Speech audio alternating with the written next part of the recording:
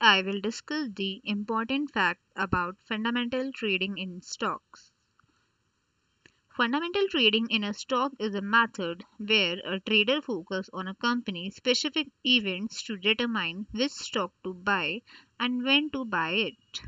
Trading on fundamentals is more closely associated with a buy and hold strategy rather than short term trading.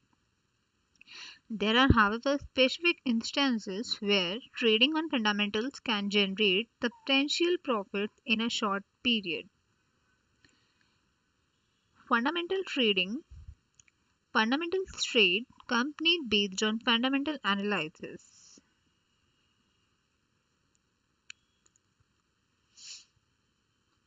Fundamental data and trading. Most equity investors are aware of the most common financial data used in the fundamental analysis, including earning per share, revenue, and cash flow. These quantitative factors include any figures found on a company's earning report, cash flow statement, balance sheet. They can also include the result of financial ratios such as return on equity and debt to equity. Fundamental traders may use such quantitative data to identify trading opportunities. If, for example, a company issues earning results that catch the market by surprise. Two of the most closely watched fundamental factors for traders and investors everywhere are earnings announcement and analysts' upgrade and downgrades. Gaining an edge on such information, however, is difficult since there are literally millions of eyes on Wall Street looking for that very same advantage. Earning announcements. Pre-announcement phase, asset section on a balance sheet, liability section on a balance sheet, equity section on a balance sheet. Let's discuss in detail.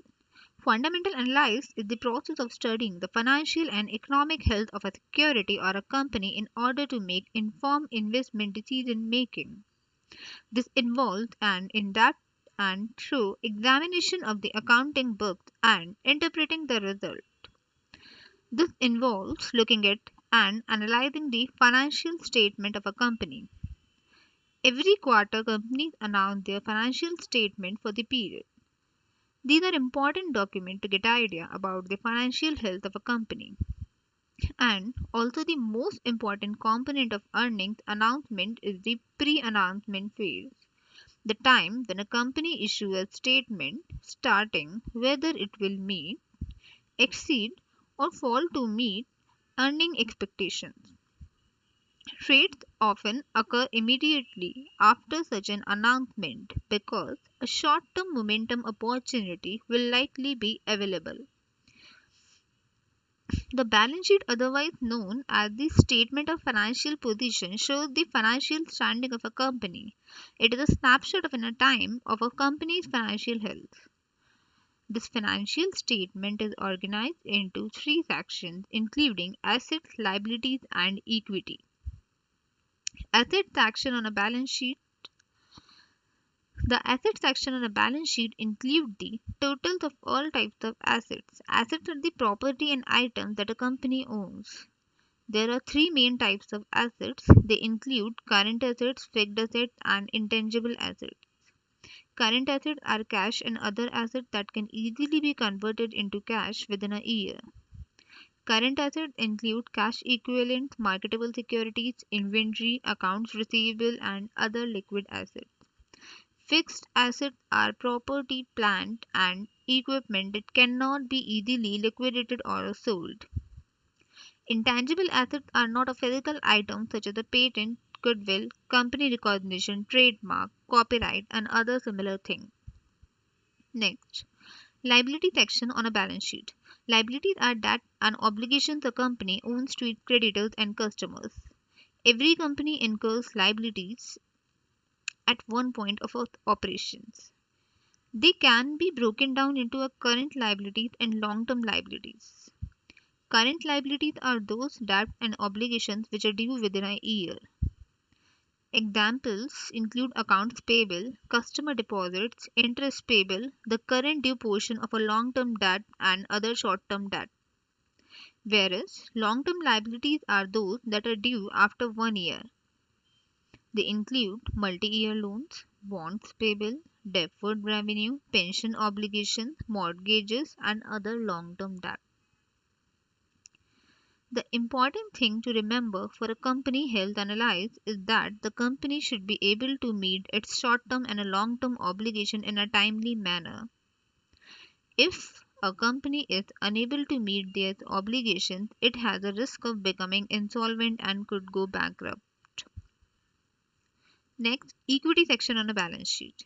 Equity is the owner's interest or residual claim in the business after deducting the company's liabilities from its total assets. The amount of equity in the balance sheet will give you an idea of the net worth of a company or its value to its owners. So often, it's merely just book value in the balance sheet, especially for publicly traded companies. Next, financial statement, income statement. The income statement is perhaps one of the most common financial statement that you will be encountering in fundamental analysis. An income statement encompasses the organization's revenue and expenses together with its gain, profit, and losses. Unlike the balance sheet that's a snapshot of a financial health in time, the income statement is more like a change in financial health over a specific time period. The standard is that there are monthly, quarterly, annual income statement. However, technically a company can create an income statement for any time period. For non-accountants, revenue and income may seem the same, but they are not. Let's look at the definitions of each: revenue, expenses, and net income. Let's discuss in detail revenue. Revenue is the gross amount that a company earns from its principal operations, such as a bakery selling bread and pastries. It includes all the funds that are coming in from these operations without accounting for any expenses. Expenses. Expenses are the cost of the conducting businesses. Some examples include cost of goods sold, administrative costs, legal fees, insurance costs, office supplies, rent, repair, maintenance costs, and many more. When you subtract all expenses from revenue, you arrive at the net profit or net income. Net income. Net income is the net of everything or revenue minus all expenses, including taxes. Next, financial statement, cash flow statement. Cash flow statement is divided into operating, investing, and financing activity. Where did the organization's cash and cash equivalents go? That's what you are likely to see in the statement of cash flow or cash flow statement. It's derived from the balance sheet and income statement. It shows how each balance sheet account and income affect a company's cash flow. When prepared using the direct method, the cash flow statement is divided into operating, investing, and financing activities. This way, you are able to determine which type of activity generate or consume the most cash. Next, financial statement. Statement of changes in equity. The statement of changes in equity describe the change in owner's equity over an accounting period. If you are interested in how much of the income a shareholder retains in the company, this is the place to be. The statement of changes in equity describe the change in owner's equity over an accounting period. The main thing included on the statement are net income or loss that will be added or subtracted from the equity, any dividend payments to owners, as well as the previous and new shareholder equity balance. This statement is not usually disclosed in the monthly financial statement, but it is still worth looking at when doing fundamental analysis. Next, analyze view. Analyze upgrade and downgrades. Similarly, analyze upgrades and downgrades may present a short-term trading opportunity, particularly when a prominent analyst unexpectedly downgrade a stock. The price action in this situation can be similar to a rock dropping from a cliff. So, The trader must be quick and nimble with their short selling. Earning announcements and analyzed rating are also closely associated with momentum trading. Momentum traders look for unexpected events that cause a stock to trade a large volume of shares and move steadily either up or down. The fundamental trader is often more concerned with obtaining information on speculative events that the rest of the market may lack.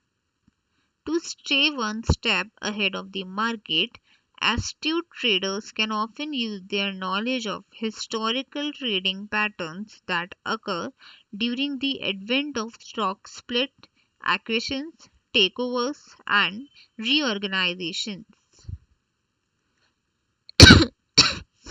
Let's discuss in detail acquisitions, takeovers, and more. The old adage "buy the rumor, sell the news" applies to those trading in acquisitions, takeovers, and reorganizations. In these cases, a stock will often experience extreme price increases in the speculation phase leading up to the event and significant decline immediately after the event is announced. That said, the old investor's adage "sell the news" needs to be qualified significantly for the astute trader. A trader's game is to be one step ahead of the market. So, the trader is unlikely to buy stock in speculative phase and hold it all the way to the actual announcement. The trader is concerned with capturing some of the momenta in the speculative phase and may trade in and out of the same stock several times as the remongers go to the work. The trader may hold a long position in the morning and short in the afternoon, being ever watchful of chart and level 2 data for signs of when to change the position. So, when the actual announcement is made, the trader will have the opportunity to stock opportunity to short the stock of the acquiring company immediately after it issues news of its intent to acquire, thereby ending the speculative euphoria leading up to the announcement. Rarely is an acquisition announcement seen positively. So, shorting a company that is doing the acquiring is a twofold sound strategy.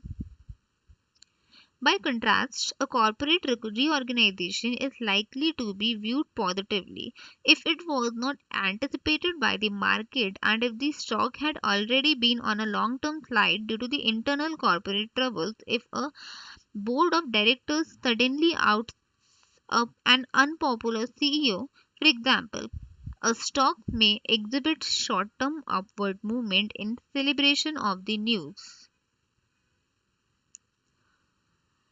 Trading the stock of a takeover target is a special case since a takeover offer will have an associated price per share. A trader should be careful to avoid getting stuck holding stock at or near the offer price because shares will generally not move significantly in the short term once they find their narrow range near the target.